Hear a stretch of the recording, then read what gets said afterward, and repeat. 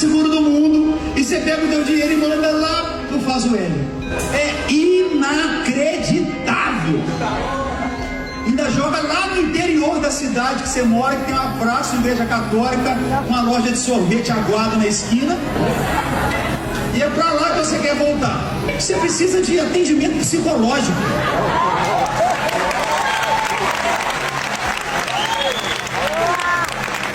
O dólar vai bater 6.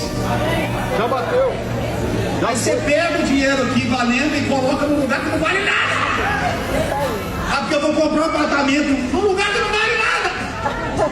Vou pegar o aluguel, transfere o aluguel por dólar e... Ai, por que Deus me abençoa? O que está acontecendo? Você não larga o que está preso? Larga, meu filho!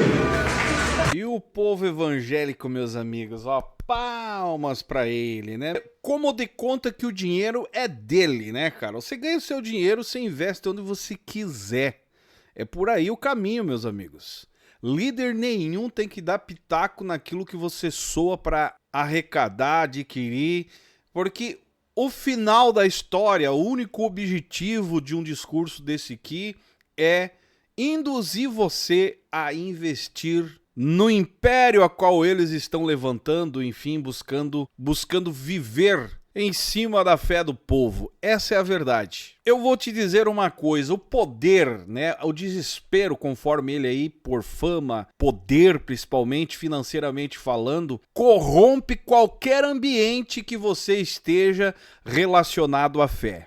E nesses últimos dias, a figura do André Valadão, né, da Igreja Batista da Lagoinha, e os conflitos da partida aí do apóstolo Rina têm levantado sérios questionamentos profundos, ao ponto de fazermos uma pergunta: será que esse povo que os segue estão diante de uma genuína busca por Deus ou de uma estratégia humana disfarçada de espiritualidade? Resumindo, ganância, poder e polêmicas é o que resume essa semana que passou, esses últimos anos no Brasil, né? E é sobre esse assunto que nós vamos falar no vídeo de hoje. Mas antes, verifica a sua inscrição aí, se você já é inscrito. Se não é inscrito, se inscreve, é de graça e você ajuda o nosso trabalho aqui. Deixa o seu comentário no decorrer do vídeo, seu joinha ajuda muito e bora pro vídeo de hoje. A verdade é, meus amigos, que o universo das igrejas brasileiras, eu vou dizer brasileiras porque nós estamos no Brasil e estou falando para vocês brasileiros, tem sido nesses últimos tempos aí um cenário de grandes polêmicas, controversas, que no fundo levantam questionamentos profundos sobre a ética, a moralidade, o uso da fé, o exemplo, né, desse pastor que a gente acabou de ver aqui, que usam tudo isso como ferramentas de poder e de uma certa ascensão social. A Batista da Lagoinha, por exemplo, e o André Valadão se tornou o centro das atenções, ele e a sua família, né, onde se colocaram no centro de debates sobre principalmente a questão aí envolvendo, né, a justiça, onde ele levou o próprio cunhado, a irmã na justiça, pelo nome da Lagoinha. Aí tem aquele que defende que fez o certo, tem aquele que defende, né, o seu cunhado, mas o que fica evidente em tudo isso é o descomprometimento, é a falta de preocupação comum pelo povo que segue eles, sem contar, né, o uso das plataformas, dos púlpitos das igrejas, falando-se de André Valadão, o qual ele usa mais o contexto bíblico justamente para trazer, né, um discurso mais político, defendendo a sua posição política, causando polêmicas e mais polêmicas, e que tudo isso tem gerado um certo debate, uma certa preocupação pelos evangélicos que frequentam a Igreja da Lagoinha. Preocupado assim, né, com a sua base de seguidores, mas ao mesmo tempo demonstrando a sua falta de preocupação em cima dos valores do que é ser cristão e o que é servir, né? O que é o papel da igreja, o que é o papel do cristão dentro do contexto igreja para servir ao próximo como pessoas de Deus. Em outras palavras, instrumentalizando a fé, para assim consolidar uma imagem pública, que, no caso dele e de outros, só vai alimentar uma certa idolatria pela figura deles. E a mensagem da fé, a mensagem da cruz, fica sempre em segundo plano, porque a preocupação deles é influência, capital político e grana. Parte financeira. E como assim capital político? A ideia da igreja no contexto geral, meus amigos, nada na verdade, a igreja para a política, para o governo federal, o governo estadual, é essencial porque mantém o povo ocupado e apaziguado. Então se torna para o pastor, os membros da igreja, uma forma de capital político para uso e trocas de interesses vindo da parte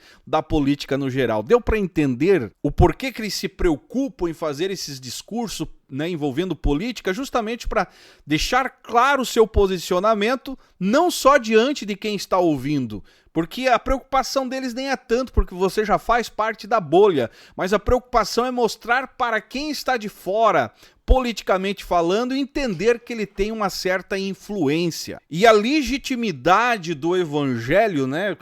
Basta você olhar essa mensagem completa. Tem gente que vai dizer, não, mas isso aí é só um corte, tem que ver o contexto fica pior ainda. Basta você olhar uma mensagem dessa que você vai entender que não tem legitimidade nenhuma de um evangelho genuíno. Passam a ideia para aqueles que entendem um pouquinho do que é vida com Deus, de um certo distanciamento da justiça, da compaixão, pregada e defendida por Jesus, a qual eles dizem estar fazendo a obra para ele. Nessa semana aí tivemos também a polêmica do próprio Bola de Neve, né? O apóstolo Rina, o AP Rina, né, conforme a gente viu aí no último vídeo, que era o fundador da igreja Bola de Neve. O cara partiu dessa vida para outra, deixando um contexto, cara, totalmente inflamado por brigas de egos.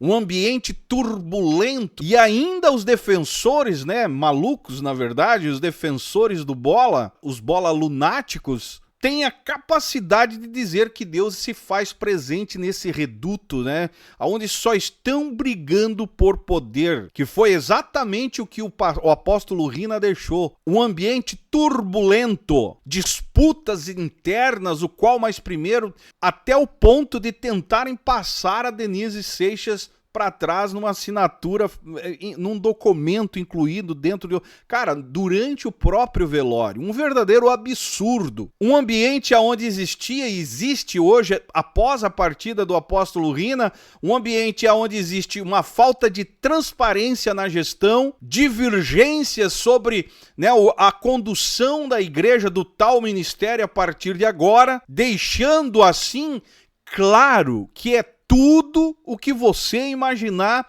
menos uma comunidade de fé, uma comunidade onde Deus está no comando.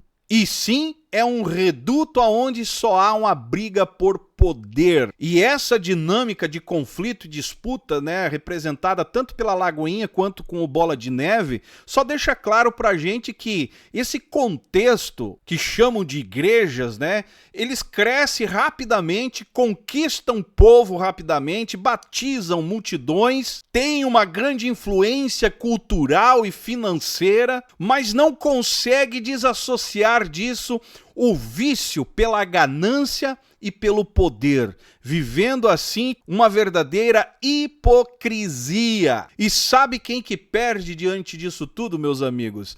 É a comunidade no geral, que perde a dinâmica daquilo que poderia estar sendo feito de uma forma saudável, exercitando a fé, desenvolvendo o evangelho. No final das contas, quem sofre com escândalo, com tanta coisas que sai desse meio e que depois, no final das contas, ainda nós aqui que divulgamos a informação é os responsáveis, os perseguidores, mas mal conseguem enxergar as suas próprias atitudes maléficas que estão causando um problema para a comunidade local, de escândalos. Porque o qual mais primeiro quer mostrar que tem uma certa divindade, né? Um poder diante de Deus maior. E o povo tem quem aplaude, infelizmente tem quem banque esse tipo de gente. Não é por menos que, né, a Lagoinha, o Bola de Neve são as igrejas que cresceram nesses últimos tempos, esses últimos anos aí, espantosamente. Qualquer lugar que você vai, todo mundo conhece, louvores, enfim, o linguajar copiado, né, dentro das demais igrejas pelo Brasil afora. Mas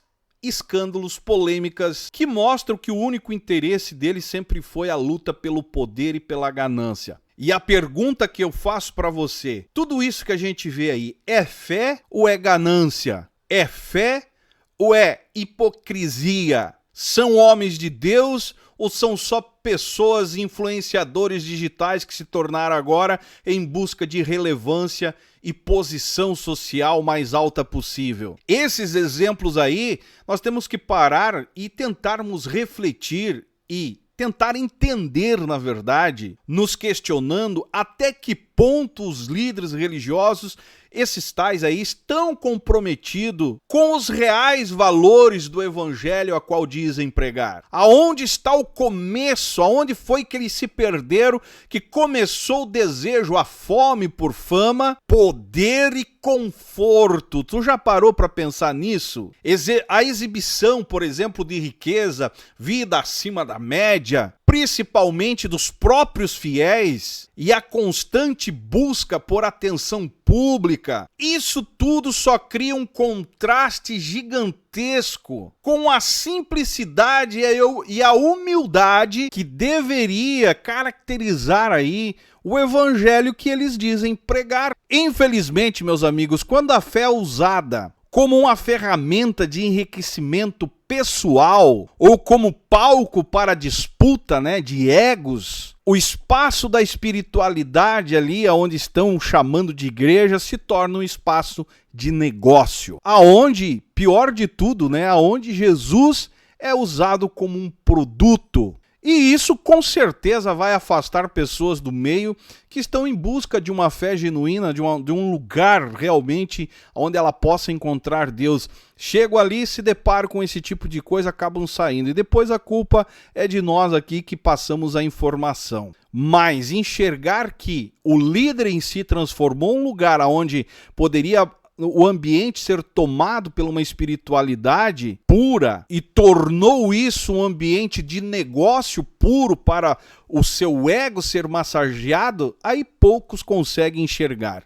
E quem enxerga, claro que não permanece dentro disso. E isso vai causando uma descredibilidade, uma falta de confiança por parte de muita gente que enxergam, só não enxerga quem está preso dentro da bolha, cegos, com a lavagem cerebral perfeita para seguir o seu líder como o mestre, o guru espiritual, que de preocupação de levar você a ter uma intimidade com Deus é a última coisa. Ele quer só te iludir para assim permanecer no poder, fortalecido pela tua presença e a tua grana no final das contas. A fé, meus amigos, ela deveria servir como uma ponte de transformação pessoal e coletiva, promovendo assim a justiça, equidade e principalmente compaixão, que a palavra compaixão nesse meio aí, cara, não existe, só existe no discurso.